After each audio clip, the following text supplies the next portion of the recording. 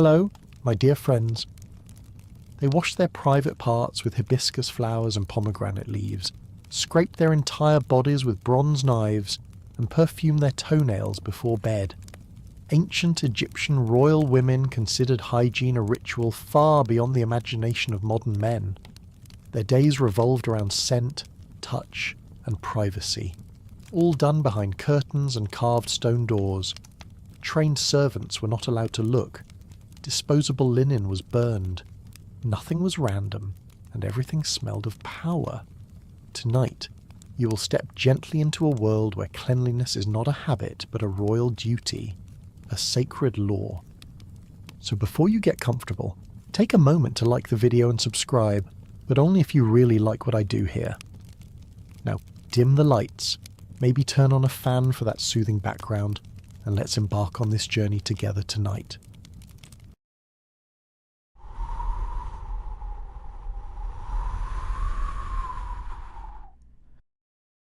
If medieval queens had to dip their hands in cold shared basins, Egyptian royal women began the day with warm water and silence.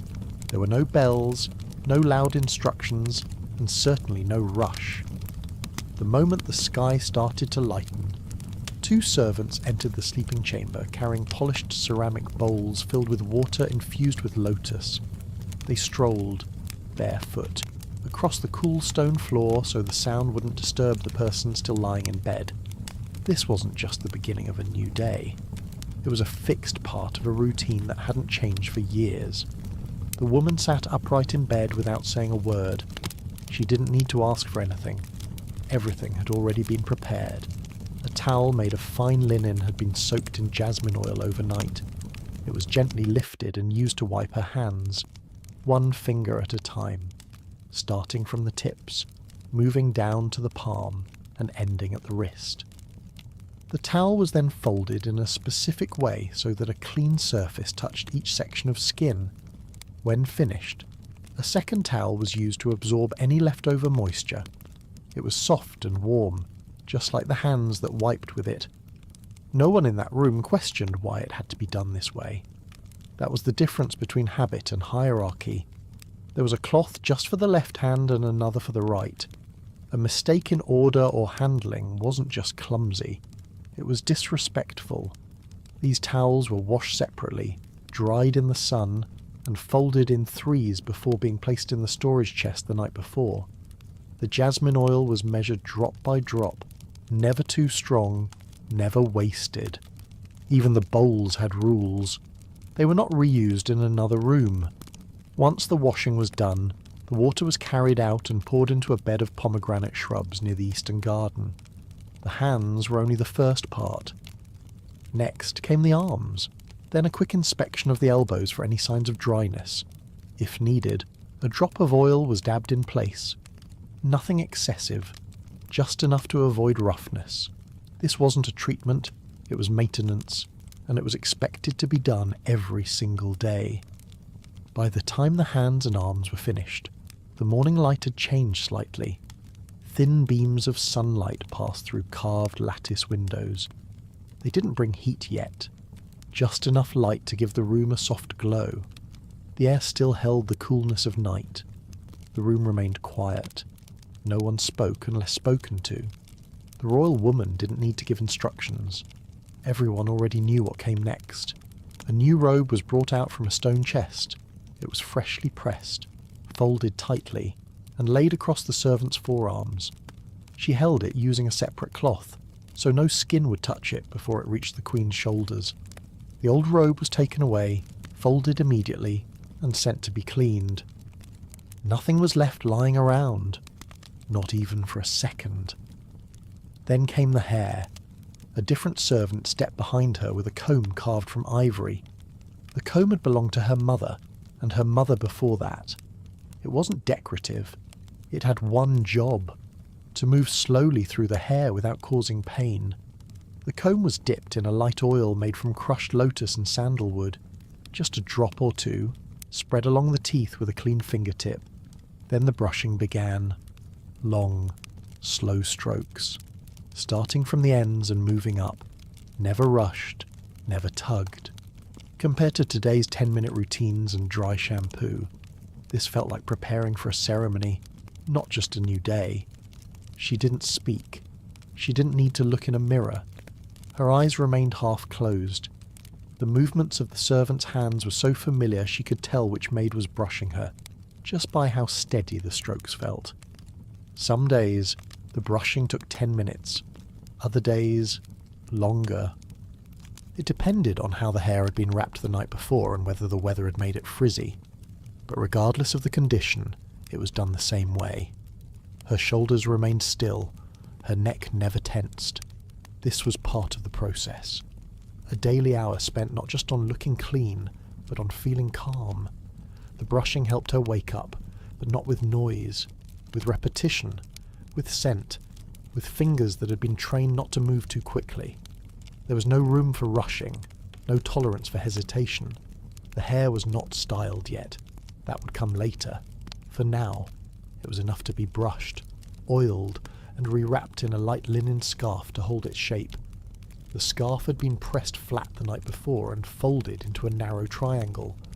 It was tied at the back of her head, leaving the ends tucked into the folds of her robe.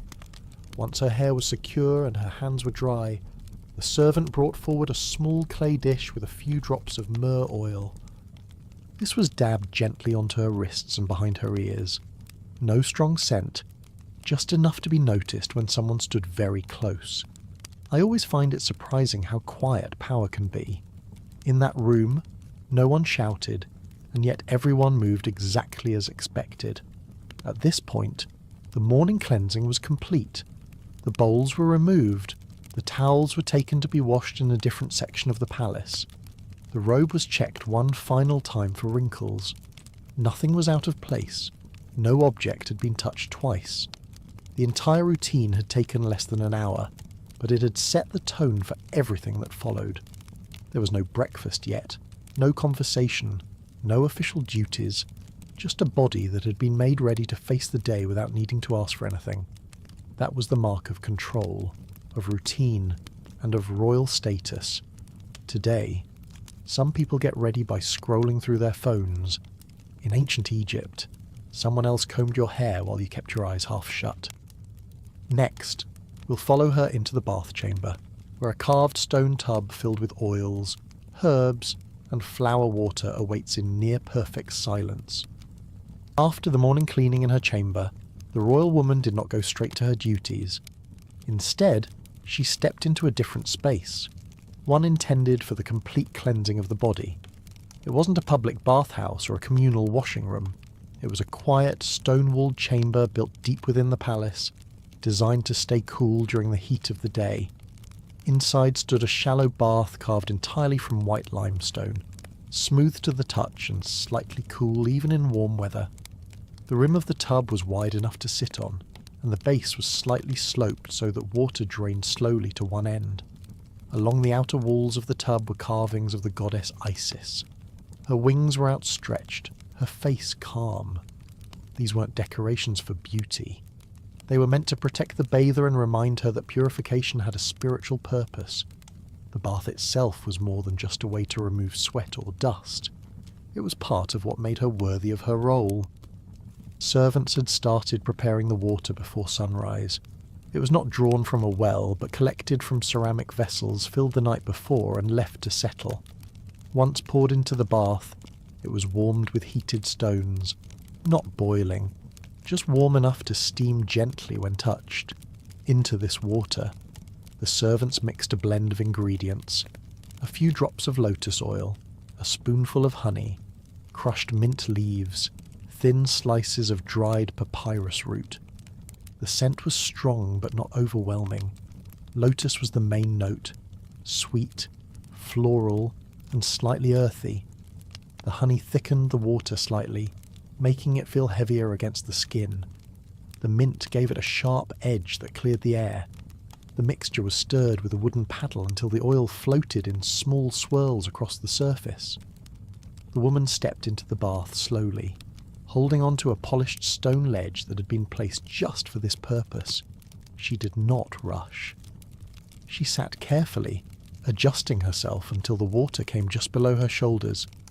Her back leaned against the curve of the tub. Her eyes stayed open, but barely. The heat and the scent had a way of softening everything. There were no candles. The light came from a high window where sunlight filtered in through thin linen stretched across the opening. Modern spas try to offer this kind of calm, but they often forget the part where no one speaks and no one checks a phone. The servants stayed nearby but didn't watch. They prepared the next items instead. One held a long-handled ladle carved from acacia wood. Another readied a small jar filled with crushed barley grains mixed into a paste. A third set a cloth near the edge of the tub, folded into a perfect square. Everything was timed so that no step felt like waiting. The woman began by cupping water over her shoulders, letting it fall down her chest and back. Her hair had been rewrapped for this purpose. The cloth would be removed only after the first rinsing. When it was finally taken off, her hair fell into the water gently, and the oil began to loosen from the strands. The servant stepped forward, poured a slow stream of water over her head, and began to apply the paste to her scalp. The mixture was both cleaned and conditioned. It was left to sit for a few minutes while the body continued to soak. Afterward, the paste was rinsed off with clean water, not from the tub but from a separate jug. Everything was kept separate.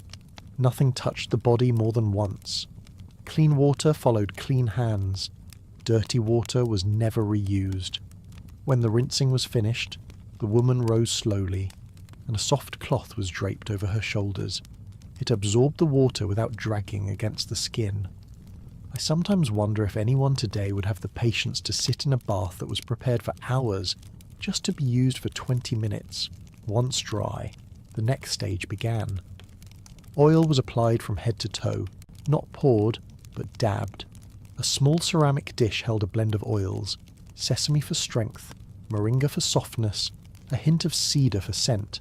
A gloved servant used both hands, moving from the back of the neck downward. Each stroke was slow. The oil was warmed in her palms first. It was never rubbed in, just pressed gently into the skin. The arms were coated first, then the back, then the chest and stomach. Each toe was seen to. Even the heels were oiled carefully. The goal wasn't to make the body shine. It was to keep the skin soft, unbroken, and protected from the dry desert air.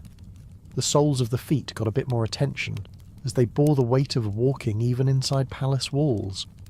A second servant stood nearby with clean cloths, ready to blot any excess oil before it soaked into the bedding or robes. This process was done daily, sometimes twice. If the weather was hot or if the woman had to appear in court, it wasn't considered excessive. It was expected. Any member of the royal household who skipped the bath without reason would quickly be noticed. Skin that was too dry, too dull, or too uneven in tone raised quite a few questions. Was she tired? Was she ill? Was she slipping compared to that? Forgetting to moisturize after a shower feels like a minor offence. Once the oiling was complete, the woman remained standing for a few more minutes, just enough time for the skin to absorb what it could. A final cloth was brought to cover her loosely while she walked back to her room. Her hair would be dealt with later. For now, the body was clean, warm, and scented. The tub was drained slowly using a clay siphon.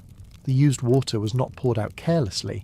It was taken outside, past the herb gardens, and poured into a special trench lined with sand and smooth stones. No one spoke. No one asked questions. They had done this every day, every week, for as long as they could remember. Next, she would sit before a mirror, not to admire her reflection, but to face the careful shaping of her eyebrows and the silent ritual of removing every stray hair. The oiling was finished, but the routine was far from over. After the bath, after the drying, and after the skin had fully absorbed its layer of warm oil, came the most delicate part of the morning hair removal. In ancient Egypt, smooth skin wasn't simply a matter of style, it was an expectation, especially within royal circles. Every visible patch of skin, from the ankles to the neck, was kept free of hair, not for decoration, not for ceremony, but for hygiene, clarity, and status. A separate room within the bath chamber was set up for this. It was smaller, dimmer, and cooler. The floor had a narrow channel that allowed water and residue to drain away easily. A low stone bench, covered in folded linen, was placed in the centre. The woman would sit upright, back supported, hands placed on her lap. She didn't need to speak or move. The servants already knew where to begin. The tools were simple but precise. A small bronze razor, narrow and slightly curved, lay on a cloth-covered tray. Next to it was a small ceramic bowl of warmed beeswax. A cloth bundle contained pieces of linen, heated earlier and kept under a cover to hold their warmth. These weren't random rags. Each cloth was cut to the same size and assigned to a specific area of the body. Some people today complain about shaving their legs once a week. Egyptian royals had parts of their bodies waxed daily, sometimes twice. The process started with the arms. A warm cloth was applied first to open the pores. Then, using a flat wooden stick, a thin layer of beeswax was spread across a section of the forearm. The wax was left for just a few seconds before a linen strip was pressed gently over it and pulled off in one swift motion. The skin beneath was immediately wiped with oil, a blend of sesame and calendula, to reduce irritation. The process was repeated along the rest of the arm, then the other. Legs followed, calves, knees, then thighs, always in sections, always with the same rhythm. Apply, press, pull, clean, oil. The servants worked in silence. They had done this too many times to count. They moved from one limb to the next with focus, never hesitating, never breaking pace. Once the larger areas were finished, attention turned to the more sensitive regions. The nape of the neck, the back of the hands, the tops of the feet, even the knuckles. These were done with the bronze razor, not the wax. A small bowl of warm water was kept close, along with a fresh towel and a drop of scented oil used to clean the blade after every few strokes. I'm always struck by how methodical this all was. There was no part of the body that didn't matter. Nothing was left to chance. Even the areas just below the jawline were cleaned with a cloth after shaving. Then came the face. Not all of it. Just the brows and the hairline. Eyebrows were never plucked randomly. They were shaped according to palace custom. Not too thin, not too sharp. The arch had to follow the curve of the cheekbone. A servant held a small copper mirror while another carefully shaved away stray hairs. No tweezers. Only a tiny curved blade and a steady hand. The temples were next. Any fine hair that softened the face was removed in a smooth line from above the brow to the top of the ear. It wasn't dramatic, it was subtle, but it created a look that was unmistakably royal. If done well, it made the skin glow under sunlight.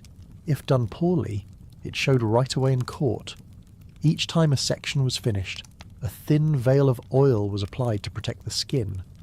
The oil was made the night before, left to rest, and warmed slightly in the morning sun. A blend of castor and blue lotus. It left no strong scent, only the feeling of softness. The servant used her fingers to pat it into the skin, never rubbing. Compared to today's tweezing under bad bathroom lights, this was almost an art form. There were no mirrors larger than the hand, no vanity tables. Just silence, cloth, bronze, and oil. The only sound was the light splash of rinsing water and the occasional flick of the blade being cleaned. If the skin reddened in any spot, a balm was applied immediately. If a servant's hand trembled, she would be replaced, but that rarely happened. Most had trained for this task since girlhood. The woman remained still throughout, not frozen, just patient. She had done this almost every day of her adult life. Her body knew the rhythm. Her breath slowed naturally when the blade passed close to her eyes. Her shoulders relaxed when the warm cloth returned. This was her quiet hour. No need to talk, no need to think, just step by step, patch by patch. Once the work was done, she stood slowly, letting the oil settle into her skin. The bench was cleared, the used clothes were folded into a lidded basket and taken out immediately. The blade was cleaned again and then placed into its storage pouch, lined with dried mint. The wax was covered and set aside to be replaced later. Nothing stayed open or exposed. She hadn't dressed yet. That came later. For now, she stood near a low window to cool. The skin was soft, bare, clean. No dust, no hair, no residue. Just smoothness from ankle to eyebrow. It was not about looking young. It was about looking finished. Today, hair removal is a personal choice. In the royal chambers of ancient Egypt, it was part of being presentable. Next, she would choose her linen for the day, but not before inspecting each piece for its shade of white, because in the palace, even the colour of your towel could signal your place. Once her skin had been cleaned, dried, oiled, and shaved, there was one final detail to attend to before clothing could begin. It wasn't perfume, nor jewellery. It was linen, clean linen, the kind that didn't smell of anything except sun and air. In the palace, linen wasn't just fabric. It was part of the language of cleanliness. Each towel, wrap, or undergarment had its own rule, and each piece said something about the woman who used it. The towel for her face was different from the one for her hands. The towel for her hands was different from the one for her arms. Nothing overlapped, not because the body was dirty, but because the system demanded separation. Towels had specific duties, and the whiter the towel, the more refined it was thought to be. Whiteness showed effort. It proved that the person using it had the time, servants, and patience to keep fabric as pale as possible in a dusty world. The linen was not dyed. There were no fancy borders, no threads of colour, no embroidery. Just layers of almost translucent cloth, smooth and feather-light. The most prized were made from fine flax harvested during specific months of the year, soaked and beaten until the fibres felt like soft paper. When folded, these towels stacked almost silently. They made no sound when touched. They held no stiffness. Modern households have colour-coded towels for convenience. In ancient Egypt, everything was white because anything less showed you weren't trying hard enough. Each morning, a servant opened a stone chest built into the wall of the bathing room. Inside were stacks of fresh towels, wrapped the day before. Every layer was folded the same way, not too tight, so the fabric could breathe, not too loose, so it would not wrinkle. The towels were arranged by use. One pile for the face, one for the hands, one for the full body after bathing. These piles were never confused, not even by accident. The towels were counted every day. A record was kept, not for security, but for routine. If one towel went missing or was misplaced, the senior maid noticed. It wasn't about punishment, it was about control. A lost towel meant something had gone wrong in the sequence, and if the sequence was off, the routine was off. In a palace built on repetition, even one missing towel was a ripple. After use, the towels were not left on the floor or tossed in a corner. They were placed in a low basket lined with thick linen. This basket was carried out within minutes. A second team of servants, working outdoors, took over from there. Each towel was soaked in water mixed with dried soapwort, then scrubbed gently by hand against polished flat stones. No tools, no brushes, just hands and movement. Rinsing came next, then drying. But drying didn't happen in the shade. The towels were laid flat under direct sunlight, stretched over ropes tied between palm trees, or over smooth drying boards. The sun bleached them naturally. The heat softened them. Once dry, they were shaken gently, folded while still warm, and placed in a separate chest to rest overnight before being used again. I sometimes think the towels received more care than most people today give their skin. The storage chest was made of stone, not wood. It stayed cool even in summer. The chest was lined with cedar shavings and bundles of dried mint to keep insects away and add a light, natural scent. The The towels never smelled musty. They smelled like wind and stone. The woman who used them didn't need to ask about their condition. She knew they would be soft, dry, and warm. Every few weeks, the least white towels were removed from service, not because they were dirty, but because their brightness had faded slightly. These were given to junior staff or used for cleaning floors or benches. New towels replaced them. There was no ceremony to it, but the logic was clear. Royalty did not use things that looked tired. The highest grade of linen was saved for the woman's personal use. It was lighter, thinner, almost sheer in certain lights. When held up, it seemed to glow. These towels were harder to clean, easier to damage, and more expensive to replace. But they were always used first, never saved. Because in the palace, appearance mattered more than longevity. Compared to that, most of us today are lucky if we remember to wash our towels once a week. The towel touched her skin for only a moment before being returned to the servant's hands. It was not used twice, even if dry, even if clean. Once it touched the body, its purpose was finished. That was the rule. She would not wipe her face with something that had touched her shoulder. She would not dry her arms with something that had touched her leg. It wasn't fear, it was protocol. There was comfort in that predictability. Knowing each towel had been seen to, each fold is inspected, each piece of cloth is placed in its exact spot. The system made things easier, not harder. It removed the need to choose. It allowed her to move through her morning with confidence that every piece of linen had already been cared for. At last, when the drying was done and the oil had settled into the skin, the woman would sit briefly near the window to cool. A breeze moved through the carved stone slats. The air smelled of fresh cloth and distant myrrh. Her hands rested in her lap. Her face was clean. Her hair was bound. The towels had done their job. It amazes me that in a world without soap bars or laundry machines, they still manage to keep everything cleaner than we often do now. Next, we'll watch as her wig is brought out, combed with ivory, and perfumed before it touches her head because even her hair had a routine of its own. Before the day could begin outside the walls of her chamber, there was still one more task to complete. The wig. It was not tossed on like a hat or fastened in a hurry. It was treated as an extension of her identity. No one in the royal household wore their natural hair in public, not even the youngest princesses. Natural hair was too unpredictable, too vulnerable to heat, dust, and sweat. The wig, on the other hand, could be shaped, scented, and replaced without compromising anything beneath it. Each evening the wig was removed carefully.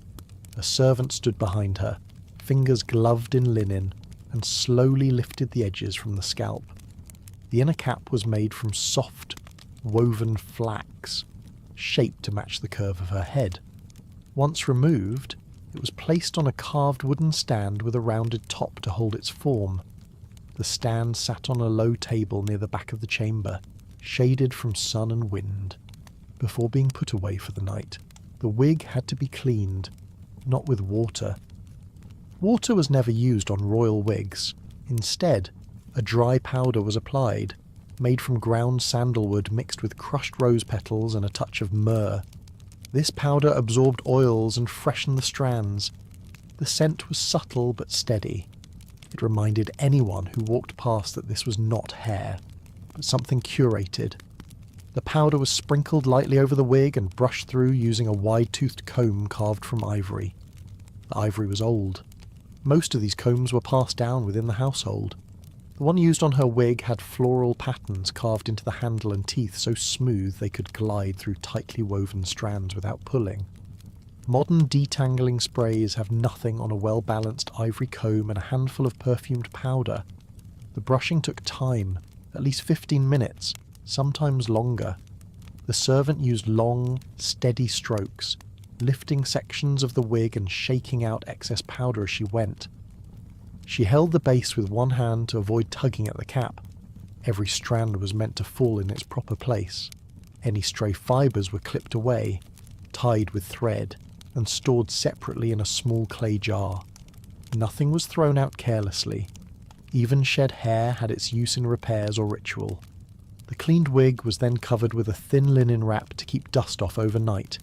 In the morning, before it could be worn again, it was checked, brushed once more, and lightly sprayed with oil. The oil came in a small jar with a narrow spout. Just a few drops were warmed in the palm of the servant's hand and patted into the base of the wig. Another drop was rubbed along the outer layer to give the strands a slight shine. The scent varied depending on the day. Some mornings it was blue lotus, other times frankincense or cedar. The wig was then lifted with both hands and placed carefully on the royal woman's head. It was adjusted slightly, the edges tucked under, the fit checked by touch alone. A silk band might be tied around the crown if the day's events called for formality. If not, the wig remained plain, its scent doing the speaking. I find it oddly reassuring that something so quiet and personal could be repeated every day without anyone needing to explain why it mattered. Not every wig was the same. There were several to choose from. Some are short and layered, others long and braided. Some had gold beads woven into them, but those were kept for religious ceremonies or court appearances. The daily wig was simple, dark, and firm. It held its shape but never looked stiff. The colour was often a deep black with hints of brown, made from dyed human hair mixed with fine thread. Only one person in the chamber was allowed to handle the wig directly, the brushing servant. If she were ill or away, the wig would stay unworn. There were no substitutions, no rush to replace her. The trust built between hand and head was not given lightly. The comb itself was kept in a fabric pouch sewn from old linen robes. Inside the pouch was a small sachet of dried lavender and crushed mint. These herbs helped preserve the ivory and left a trace of scent on the comb. The pouch was stored in a lacquered wooden box, along with spare hair ties and the powder mix. No one opened this box without permission. It was as personal as clothing, as protected as jewellery. Every few weeks, the wig was reconditioned. This involved steaming over warm cloths and reapplying oil blends to the inner cap. It was also when any damaged strands were removed and replaced. The process could take hours, but it was always scheduled on quiet days. No one rushed a wig, not in the palace. Compared to modern hair routines full of sprays, dryers and styling tools, this was low-tech but incredibly precise. The royal woman never touched the wig herself, not out of pride, but out of habit. It simply wasn't part of her role. The moment it touched her scalp, it became part of her presence. The scent it carried was hers. The shape it held became her image for the day. If it was slightly off, someone would notice. If it smelled too strongly, it would be corrected. But if done right, the wig settled without effort. It moved when she walked, but never shifted. It caught the wind slightly, but never tangled. From across a room, no one could tell it wasn't her real hair. Up close, they wouldn't care. It was clean. It was shaped. It was hers. As she rose from her seat, the servant stepped back. The powder had done its job. The oil had sealed the fibres. The scent had begun to release into the air. Even something not alive could be treated with more care than most living things get today. Next, she would turn to another part of her body rarely spoken about but carefully maintained. A place cleaned with warm herbal solutions, exact ratios, and quiet skill. Once the wig was set and the outer appearance carefully arranged, attention turned inward again. There was one part of the royal routine that received just as much care, though it was spoken of less and carried out with more discretion. It was the cleansing of the most private area of the body. This task was never ignored, never left to chance, and never treated casually. For Egyptian royal women, intimate hygiene was handled with its own set of tools, ingredients, and quiet expertise. The cleansing took place in a separate section of the chamber, closed off with curtains made of thick linen. There were no mirrors, no perfumes, just stone, cloth, and warm water. The main tool was a shallow stone basin, carved from smooth granite and polished to avoid sharp edges. It was not placed directly on the floor, but raised slightly on a low wooden platform. Next to it was a smaller bowl, used to hold the herbal solution. A folded towel, freshly cleaned and still warm from the sun, rested nearby. The solution itself was made fresh every morning. No two batches were exactly alike, but the ingredients remained constant. Pomegranate leaves were crushed first. Their juice had astringent properties that made them ideal for reducing irritation. Hibiscus petals were dried, then ground into a fine powder. A small pinch of mineral salt, collected from the edge of the Nile, was added for its antibacterial effect. These 3 ingredients were mixed with warm water, stirred with a wooden stick, and left to settle for several minutes before use. In modern times, people rely on store-bought products with long ingredient lists. Back then, they trusted leaves, petals, and salt to do the work. The servant assigned to prepare the mixture had been trained carefully. She knew the proper ratio by touch and by scent. Too much salt could sting. Too little pomegranate made the solution ineffective. The colour, texture, and temperature were all checked before it was considered ready. Only when she was satisfied would she pour it into the small application bowl and carry it to the inner chamber. The woman being cleansed remained seated on a low stool with slats, legs slightly parted, covered from the waist down by a loose linen cloth. She did not need to speak. The servant washed her hands in a separate basin, dried them on a clean towel, and put on gloves made from soft, woven flax. Then, using a folded cloth dipped in the herbal solution, she began the process. The motion was slow and careful. 1 stroke per cloth. Each wipe was done in a single direction. The cloth was discarded into a covered basket after use. No area was cleaned twice with the same fabric. After 3 or 4 passes, a fresh cloth would be used to dry the skin. Another drop of warm water, now mixed with just hibiscus and a touch of honey, was applied for cooling. Once finished, the entire area was patted dry and dusted lightly with crushed rose powder, not for scent, but for its calming properties. The cloth used to cover the body was replaced, and the woman stood slowly, without needing assistance. The basin was emptied, the bowls rinsed, and the towel sent out for immediate washing. I've always found it impressive how something so intimate was handled with such precision and without embarrassment. This wasn't something only done after baths or before ceremonial events. It was part of the daily rhythm, especially in hot weather or during certain phases of the moon. The cleansing might take place twice a day, not because of discomfort, but because it was believed to maintain balance within the body. A clean exterior reflected a calm interior. The servant responsible had to memorize not only the ingredients, but also the timing. The solution could not be too hot or too cold. The clothes could not be too damp. The water had to touch only once, or it risked carrying irritation. These weren't guesses. There were rules, learned over months of quiet training passed down from one generation of women to the next. No men ever entered this part of the chamber. No male physicians were consulted. Intimate hygiene was a world handled by women, for women, and around women. Even the linen used was marked with small red stitches to identify it as part of this task. It was never used elsewhere and was stored in its own chest, wrapped tightly and sealed with a strip of papyrus. Compared to today's products with bright packaging and endless marketing, this was discreet, handmade, and quietly effective. Once the cleansing was complete, there were no perfumes added, no heavy oils. The area was left clean and dry. Only later in the day, if a ceremony or appearance was planned, would a small pouch of dried petals be placed inside the underrobe for scent, but not during the cleansing itself.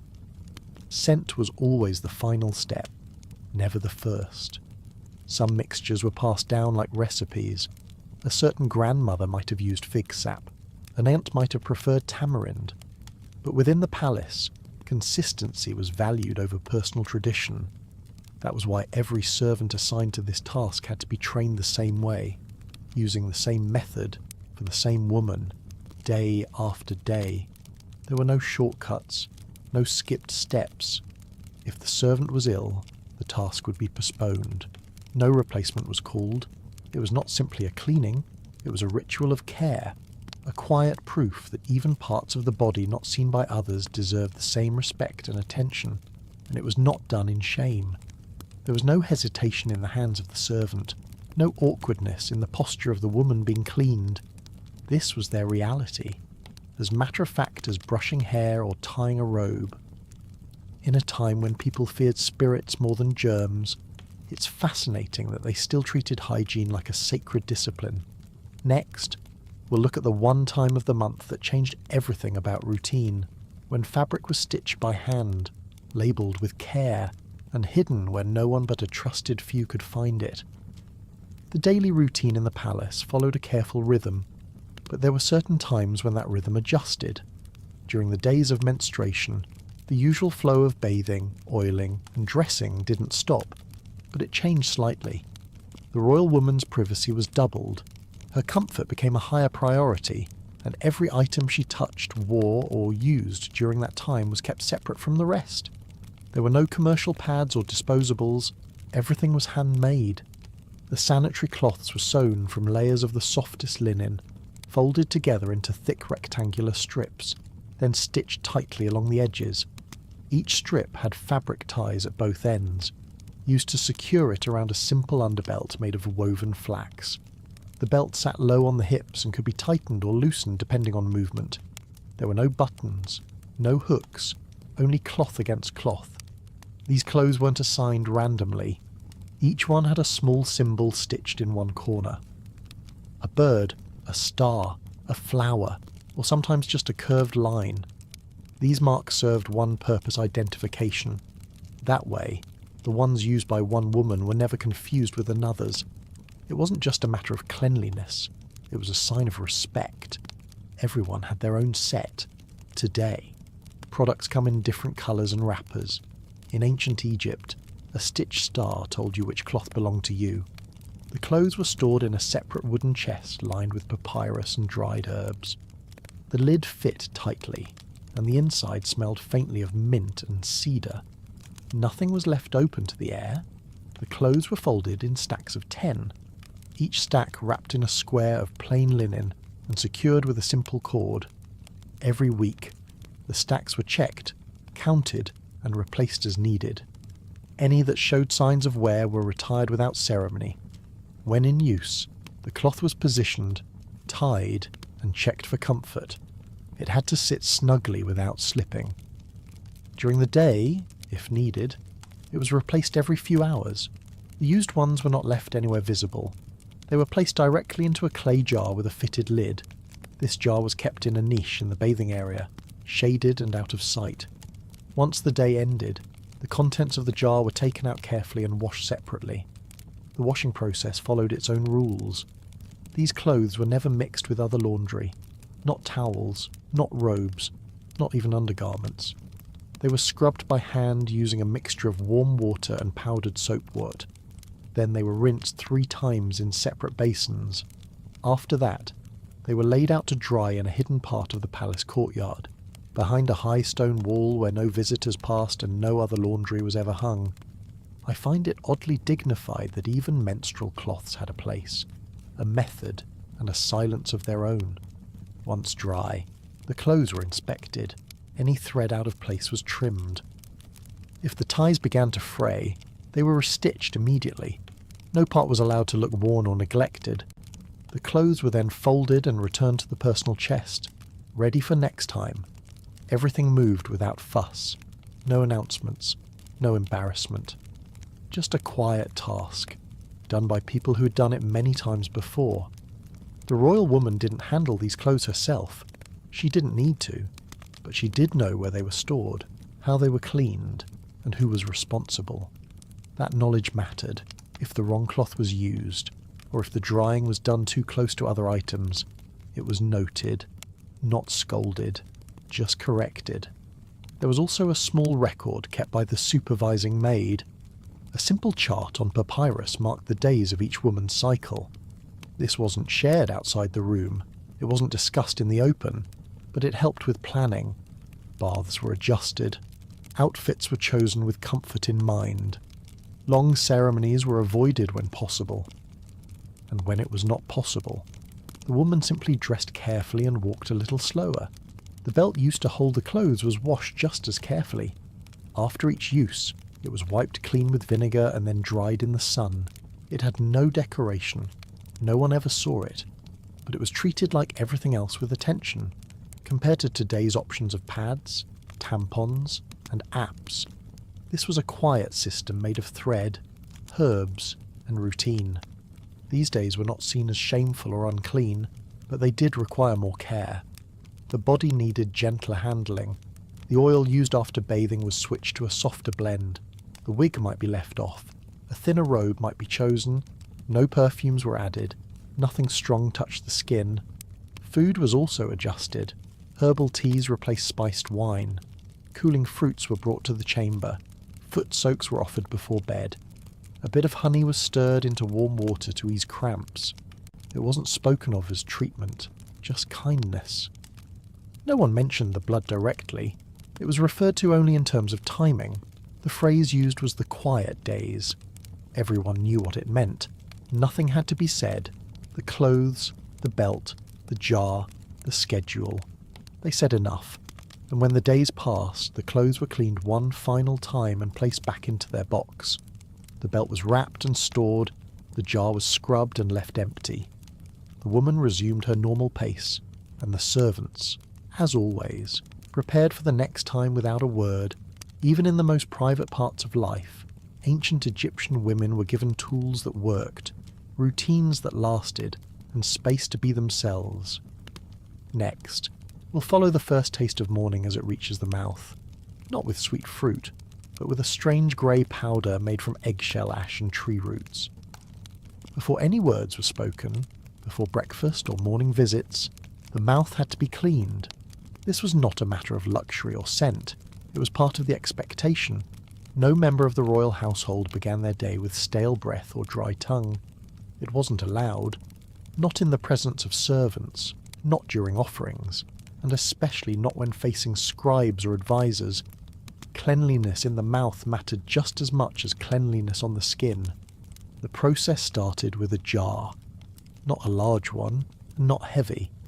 It was small enough to fit in the palm, made of smooth clay with a lid sealed in beeswax. The contents were dry and grey, with a texture like powder. This was not ash from wood or coal. It was made by burning crushed eggshells and mixing them with powdered pumice, ground barley, and a small pinch of dried mint.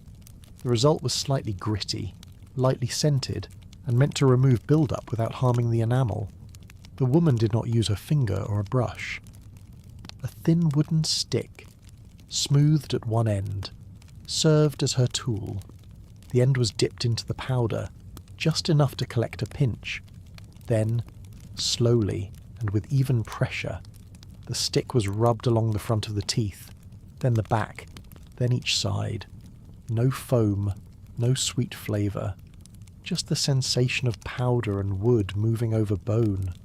Compared to modern toothpaste with stripes and sparkle, this was plain, chalky, and surprisingly effective. Each part of the mouth had its turn. The stick was wiped clean with a linen square between passes. The powder was reapplied only after the first layer had been brushed away.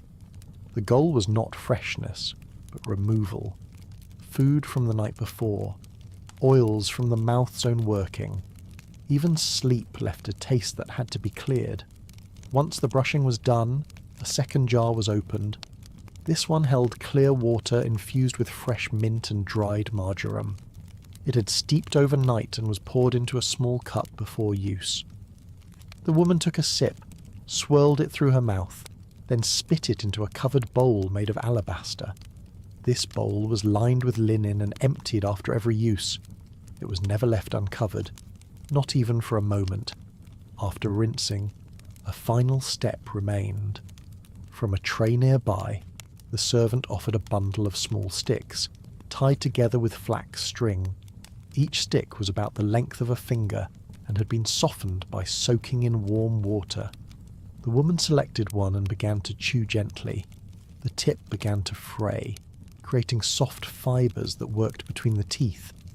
These sticks came from a specific plant, known for its bitter taste and cleansing effect. She chewed, not hurriedly, but just enough to feel the fibres spreading. Then, once satisfied, she held the stick in her mouth for a few more moments before removing it and placing it into a separate bowl. This stick was used only once. It was then dried and later burned with discarded herbs in the palace fire pit. I think it's interesting how the mouth, which most people ignore until something goes wrong, received so much daily attention in ancient Egypt. There were no mirrors involved, no measuring spoons, just smell, touch, and habit. The servant preparing the powder had memorized the mixture by feel. Too much pumice made it too abrasive, too much mint and the taste became distracting. The ratio had to be adjusted depending on the weather. On humid days, more barley was added to keep the powder dry. On cold days, a few drops of clove oil were stirred in for warmth. The powder was made weekly. It was dried in clay bowls under the sun, then crushed again with a stone roller before being poured into the jar. Each batch was dated with a small mark scratched into the side of the lid. No batch was kept longer than 8 days. If unused, it was emptied into the garden soil. Nothing lingered. The chewing sticks were also prepared with care. Collected from riverbanks in the early morning, they were peeled, trimmed, and bundled. No two sticks were exactly the same, but the ones used by royal women were always uniform in thickness. If a stick cracked, it was replaced. If it felt too dry, it was soaked again. Some women preferred them longer, some shorter, but no one skipped this step. Today, most people brush while rushing out the door. In the palace, dental care was done sitting down, with a tray and 2 bowls. The entire process took no more than 10 minutes, but it created a sense of pause. It marked the transition from the quiet of the inner chamber to the activity that followed. A mouth cleaned this way didn't smell like perfume. It smelled like nothing at all, and that was the goal. Once finished, the servant wiped the bowl, replaced the lid on the powder jar, and carried both out to be stored. The linen used to wipe the wooden stick was placed in a separate basket, never reused. The alabaster bowl for rinsing was taken out and replaced with a fresh one for the next day. This wasn't a luxury, it was a necessity. Just as the body had to be oiled and the skin had to be shaved, the mouth had to be brought back to its neutral state. No flavour, no scent, no trace of sleep. It wasn't about impressing someone or preparing for a conversation. It was about control. If everything else in the palace followed a routine, so did the breath. Even the smallest rituals in ancient Egypt carried weight, not because of what they added, but because of what they prevented. Next, we'll see what happened when that fresh skin needed care, when honey, river clay, and flower water came together not to clean, but to repair. Not every part of the routine had to happen daily. Some treatments were done only every few days, not because they were less important, but because the skin needed time to recover and absorb. One of these treatments was the face mask. It was not meant for beauty in the decorative sense.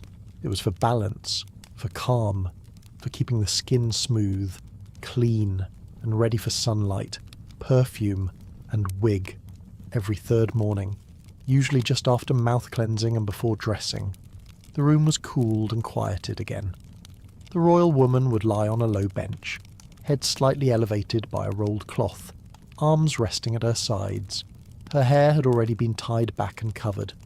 A fresh linen wrap was placed over her chest to protect her robe from drips. There was no jewellery, no mirrors, only stillness. The mask was made from 2 ingredients. The first was honey, collected from palace hives, stored in stone jars, and stirred before use to break any crystal formation. The second was clay taken from the banks of the Nile, cleaned of sediment, dried in the sun, and ground into fine powder. When mixed together, they formed a thick golden paste, slightly warm to the touch, smooth when stirred, sticky but not unpleasant. A small bowl held the mixture. A flat brush made from palm fibres and linen was dipped into the mask and stroked gently over the face. It started at the forehead, then moved down to the temples, cheeks, and chin. The area around the eyes was left bare.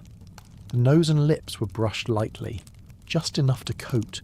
There was no rubbing, no pressure, just one layer, spread evenly.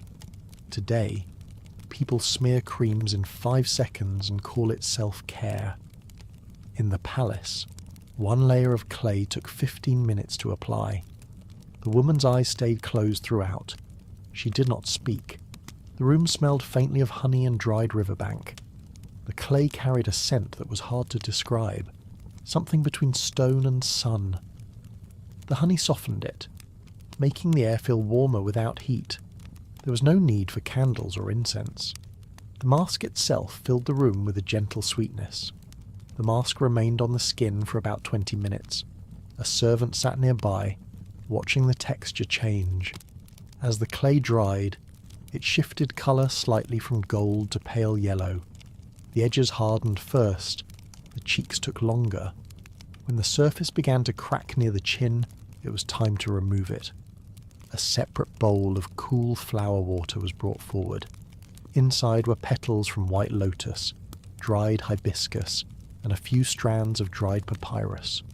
The cloth used for wiping was made of thin linen, folded several times to prevent tearing. It was dipped into the water, wrung out gently, and pressed onto the face, not rubbed, just pressed, then lifted, then pressed again, little by little. The mask was softened and removed. The cloth was turned often to avoid smearing residue back onto the skin.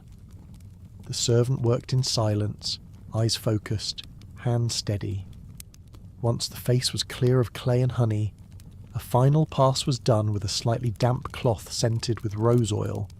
Just one stroke from forehead to chin, then another from the temple to the jaw. I've always liked how they didn't rush to see results. The ritual was the result.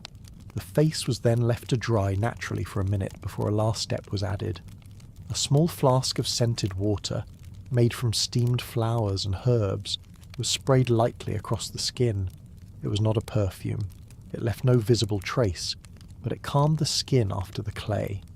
The spray came from a reed tube, pinched at one end to control the mist. 2 passes were enough. No dabbing afterward. The skin absorbed what it needed. The woman remained lying down for a few more minutes, letting the scent settle and the moisture fade. Her breathing stayed slow. Her face had no powder, no paint. It was bare but not exposed. The skin looked calm, not glowing. Just at ease. If someone had entered the room then, they might not have noticed anything different. But to those who performed the ritual, the difference was clear. The mask was not applied daily for a reason. Too much would irritate the skin. The balance came from spacing. Every 3rd day, the face had time to reset, to breathe, and to restore its softness. And because the ingredients were fresh and made in small batches, there was no waste. If the mask wasn't used, it was discarded into the herb garden to feed the soil. Compared to modern routines filled with 10-step products and glass bottles, this was 2 ingredients and 1 brush. But it worked. The brush was rinsed, dried in the sun, and placed back in its pouch. The bowl was wiped and returned to its shelf. The linen cloths used for removal were washed immediately and never reused on the same day. The reed spray was checked and refilled as needed. Everything had its place, its rhythm, and its end. The woman sat up slowly, face still uncovered, eyes half closed. She did not touch her skin. She did not ask questions. Her body knew what came next. Her skin had been given what it needed. There was nothing more to do. And so, as the servants prepared the day's garments and the trays of perfume were brought in, the final traces of the mask faded gently into the room. Even without a mirror, she knew her face was ready, and that was enough. Next, we'll turn from skin to fingertips, where nails were cut, polished, oiled, and sometimes even covered in gold. Hands were never the focus of attention in court. but they were always noticed. A raised cup, a wave, a quiet gesture toward a servant. These small movements made the fingers visible, and in royal life, visibility required preparation. The care of the hands, especially the nails, was treated with the same detail as the face and hair. It wasn't about luxury, it was about maintenance, a signal that nothing on the body had been left to chance. The morning hand treatment began after the skin had rested and the face had dried from the mask. The royal woman sat near the window, arms resting on a linen cloth spread across a wooden board. Natural light was important for this task. It showed the smallest blemish. The servant assigned to care for her hands began by inspecting each finger. The nails were trimmed with a flat copper tool, sharpened weakly. The shape was kept simple, no curves, just straight edges with soft corners. After trimming, the nails were filed using a smooth stone. Not coarse, not gritty, just enough texture to wear down rough edges. The stone had been soaked in oil and dried to reduce friction. Each nail took several passes. The servant moved in one direction only, never back and forth. The goal was not shine, but smoothness. Today's nail salons might promise perfect polish, but in ancient Egypt, perfection meant being able to see no lines at all. Once the nails were shaped, they were cleaned with a thin stick wrapped in linen. Any dust or leftover debris was wiped away. Then came the dye. A small dish held henna paste, mixed earlier that morning. The paste was reddish-brown, thick like honey, and slightly fragrant. Each nail was coated with a small dab, shaped into an even circle that stopped short of the cuticle. No flooding, no streaks, just a soft colour applied slowly. The henna stayed on the nails for several minutes. During that time, the woman stayed still. Her hands rested on a low cushion, fingers slightly spread. Once the paste began to dry and crack at the edges, the servant used a soft cloth to lift it away. The nails beneath now had a soft orange-red tint. Nothing bright, just a gentle hue that caught the light without calling for attention. After the colouring came the oiling. A small bowl of oil, made from pressed sesame seeds and thickened with tree resin, was warmed slightly in the sun. The oil smelled faintly of nuts and sap. The servant poured a few drops into her palm and began massaging it into each hand. First the knuckles, then the fingers, then the base of each nail. The massage was slow, firm, but not rough. It helped blood flow and softened the skin. I've always thought it said something that even the skin between fingers received more care than some people's faces do today. The oil left a thin sheen on the skin. It wasn't sticky, and it didn't drip. It soaked in slowly as the woman sat without moving. Her fingers were stretched, turned slightly, then laid flat again. A dry cloth was placed nearby in case of excess oil, but it was rarely needed. The hands were expected to absorb it all. For some noble women, especially those who appeared often in public, a final detail was added. Thin nail covers made from gold leaf were fitted over each finger. These weren't thick or decorative. They didn't sparkle. They followed the shape of the nail exactly and curved slightly over the tip to protect the edge. They were worn not to impress, but to preserve. A polished nail could chip from daily use. The gold prevented that. The nail covers were held in place with a small band that circled the top of each finger. The bands were made of soft copper wrapped in silk thread. They didn't pinch, they didn't leave marks. If one loosened, it was removed immediately and adjusted. The covers were not worn every day, only when needed, but when they were, they stayed on until the evening, removed gently, and wiped clean before being returned to their case. The case itself was carved from ebony, with spaces for each nail cover. It was lined with linen and scented with myrrh. The servant responsible for this box was also in charge of checking the condition of the nail tips each week. If any gold began to dull or dent, it was replaced, not repaired. Royal hands did not wear patched ornaments. Compared to that, today's acrylics and gels seem a little rushed, even when done carefully. There were no rings worn during this process, no bracelets, no bangles to distract. The hands had to be bare for the work to be practical. After the oiling, they remained uncovered for at least 15 minutes. No clothes, no gloves, just air and sunlight. The palms faced down to avoid dust, and the fingers were kept still. The goal was not glamour, it was a presentation, a hand that looked healthy, clean, and calm. The red henna on the nails gave contrast to the skin. The oil added softness without shine. And the gold, when used, gave structure to the shape of the fingers. It was a small part of the body, but it moved in every conversation. It poured water, lifted scrolls, and accepted offerings. And so it was trained, shaped, and preserved. Once the treatment ended, the cloth was folded, the oils returned to their covered bowl, and the stone file was wiped clean. The servant stepped back. The woman flexed her fingers once, just to feel the looseness of the joints. Then she stood. Her hands moved without effort. Her fingers didn't stick. Her nails didn't catch. Even if no one else noticed, she would know her hands were exactly as they should be. Next, we'll follow her as she leaves her chamber, carrying something no one else could see but everyone could sense. A tiny scented pouch tucked into the folds of her robe. Once her hands had been oiled and her nails had settled into their gentle red hue, the final personal detail before stepping into public was added. It was not a ring, not a brooch, not even a piece of cloth. It was something small, something almost invisible, but always present. A scent pouch. This little object was more than an accessory. It was a part of her identity. Each royal woman had her own, prepared every morning, carried without fail, and replaced without delay. The pouch was small enough to fit into the palm.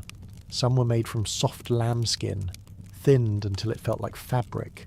Others were sewn from tightly woven silk, dyed in neutral shades to match inner robes. It was not meant to be seen. The material had to be breathable but strong enough to hold its shape. Each pouch had a drawstring made of twisted thread, looped just once, then tucked under the edge so it wouldn't catch on anything. Inside the pouch were a few carefully chosen ingredients. Dried petals from jasmine or rose, thin curls of cedar bark, a pinch of crushed frankincense or myrrh, sometimes a bit of crushed citrus peel. Each household had its own mix, some more floral, others are more resinous. The mixture was dried in a clay tray for at least 2 days, then transferred into the pouch using a wooden spoon, never by hand. The oils from skin could spoil the blend. Today, people choose between dozens of perfumes in glass bottles. Back then, one handful of dried scent was enough to last a day. Each pouch was assembled by a servant who had memorized her mistress's preferences. One woman might prefer more lotus. Another might ask for a sharper tone, like mint or cinnamon. These preferences were noted and repeated. There was no guessing. And once a mix was established, it rarely changed. The body became associated with the scent. People expected it. Servants recognized it. Even the Queen's presence in a room could be guessed before she entered, just from the trace she left in the air. The pouch itself was usually placed inside the folds of the robe, between 2 layers of fabric at the chest. Sometimes, if the robe was especially tight or the day was warm, the pouch was hidden inside the wig, tucked near the crown or behind the ear. It was never attached openly. To display it would have felt improper. Scent was meant to be noticed without being named. Each pouch lasted only 1 day. By evening, it had begun to lose its potency. The oils would fade, and the petals would soften. That pouch was set aside and burned in the same brazier used for herbs and worn cloths. The next morning, a fresh pouch was waiting.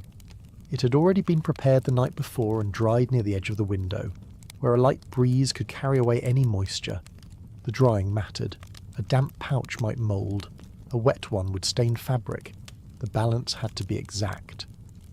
The pouch had to be dry enough to hold its shape, but soft enough to bend slightly under touch. If it crumbled, it was remade. If it felt stiff, it was discarded. Only the best ones were chosen for the woman's morning routine. I find it strangely comforting that even a detail so small had its own rules, its own method, and its own daily rhythm. There were extra pouches stored in a cedar box near the dressing area. Each was wrapped in a linen square to preserve the scent. A label, written in ink on a strip of papyrus, marked the date of its preparation. These pouches were never touched once placed in storage. Only the servant with scented gloves could handle them. It wasn't superstition. It was practice. Too many hands meant too many chances to ruin something fragile. Even when the woman moved between rooms or buildings, the pouch stayed with her. If her robe was changed, the pouch was transferred. If her wig was adjusted, the pouch was checked.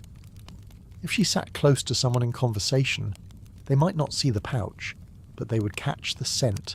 Not loud, not perfumed, just familiar. The scent did more than please others. It kept the woman grounded, in long ceremonies where movement was restricted, in court gatherings where voices blurred. That soft trace of lotus or cedar reminded her of who she was, that she'd been prepared, that she had taken time, that her body carried order in a world full of noise. Compared to scented sprays that vanish in an hour, these little pouches held their presence quietly from morning until sunset. No one discussed the pouches openly. There was no praise, no comparison, but everyone knew when one had been forgotten. The absence of scent was noticed more than its presence. It was rare, but when it happened, it felt like something unfinished, like a door left ajar or a sleeve not ironed. The practice was not limited to the Queen. Other women in the royal household had their pouches, though the ingredients varied. Higher status meant finer blends. Daughters